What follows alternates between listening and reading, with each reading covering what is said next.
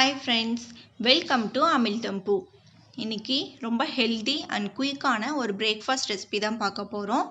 முழு கோதுமை வச்சு தோசையும் அதுக்கு வேர்க்கடலை சட்னியும் தான் இன்னைக்கு பார்க்க போகிறோம்.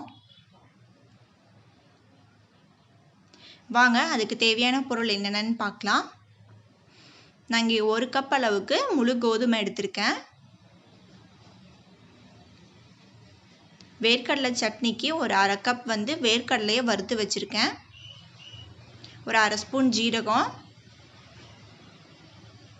ஒரு 10 சின்ன வெங்காயத்தை கட் பண்ணி வச்சுருக்கேன். இதில் 2 சின்ன வெங்காயம், மிளகாய் காரத்துக்கு வச்சுருக்கேன். 1 ஸ்பூன் உளுந்து, 1 ஸ்பூன் கடலைப்பருப்பு. அவ்வளோதான், ரொம்ப சிம்பிள் தான். என் வீடியோவை ஃபுல்லாக பாருங்கள். இதான் என் சேனலை முதல் டைம் பார்க்குறீங்கன்னா கண்டிப்பாக சப்ஸ்கிரைப் பண்ணிவிடுங்க.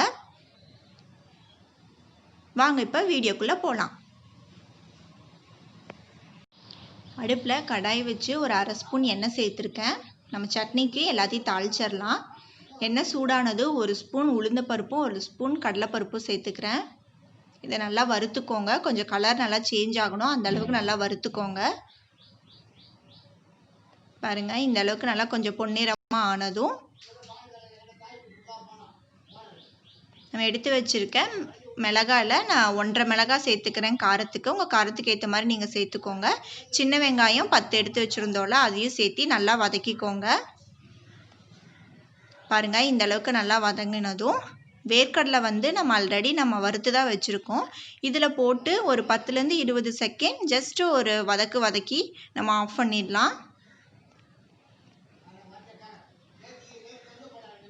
அவ்வளோதான், போதும். இப்போ இதை ஆஃப் பண்ணிடலாம். நம்ம இது நல்லா ஆறட்டும், அதுக்கப்புறமா நம்ம அரைச்சிக்கலாம். இப்போ நம்ம தோசை மாவுக்கு அரைச்சிடலாம். நான் இங்கே 1 கப் அளவுக்கு முழு கோதுமை எடுத்திருக்கேன். இது சுத்தமாக தான் இருக்குது. நம்ம இருந்தாலும் ஒரு 4-5 டைம் தண்ணி ஊற்றி நல்லா வாஷ் பண்ணிக்கலாம். பாருங்கள், நான் நல்லா 5 டைம் கழுவிட்டு வந்துட்டேன். இதை நம்ம இப்போ மிக்ஸி ஜாரில் சேர்த்து அரைச்சிக்கலாம். இதை ஊற வைக்கணும்னு அவசியம் கிடையாது. இப்படி வாஷ் பண்ணி நம்ம அரைச்சாவே போதும். மிக்ஸி ஜாரில் எல்லாத்தையும் சேர்த்துக்கோங்க.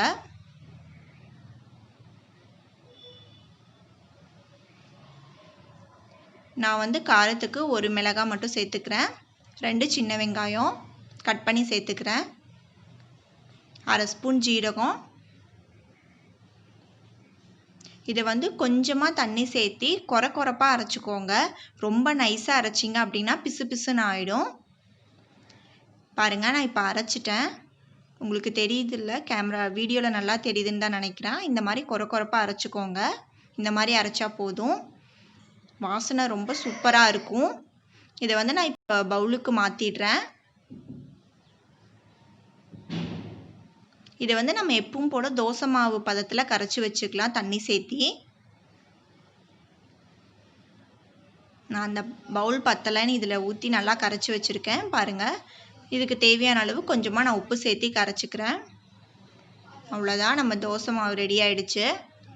இப்போ இதுவும் ஆறிடுச்சு. நம்ம கொஞ்சமாக உப்பு சேர்த்து தண்ணி சேர்த்து நம்ம நல்லா கெட்டியாக அரைச்சி எடுத்துக்கலாம் சட்னியும்.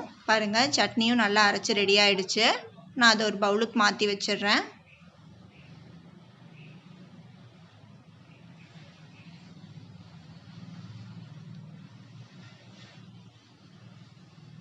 பாருங்கள், சூப்பரான வேர்க்கடலை சட்னியும் ரெடி ஆகிடுச்சு.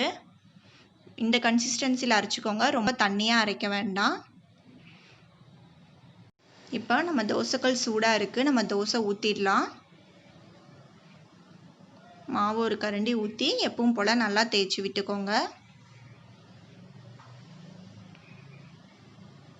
இது மீடியம் ஹீட்லேயே குக் பண்ணுங்கள், அப்போ தான் நல்லா மொறுமொறுப்பாக வெந்து வரும் நமக்கு. நான் கொஞ்சமாக எண்ணெய் சேர்த்துக்கிறேன். நல்லா குக் ஆகட்டும். இப்போ ஒரு சைடு அடியில் நல்லா மொறுமொறுப்பாயிடுச்சு. அடுத்த சைடு திருப்பி போட்டு அதே மாதிரி குக் பண்ணுங்கள். பாருங்கள், 2 சைடும் நல்லா மொறுமொறுப்பாக வெந்துடுச்சு. நான் இதை ஒரு பிளேட்டுக்கு மாற்றிடுறேன். எவ்வளோ சூப்பராக இருக்குது பாருங்கள். இதே மாதிரி நம்ம அடுத்த தோசையும் ஊற்றிடலாம்.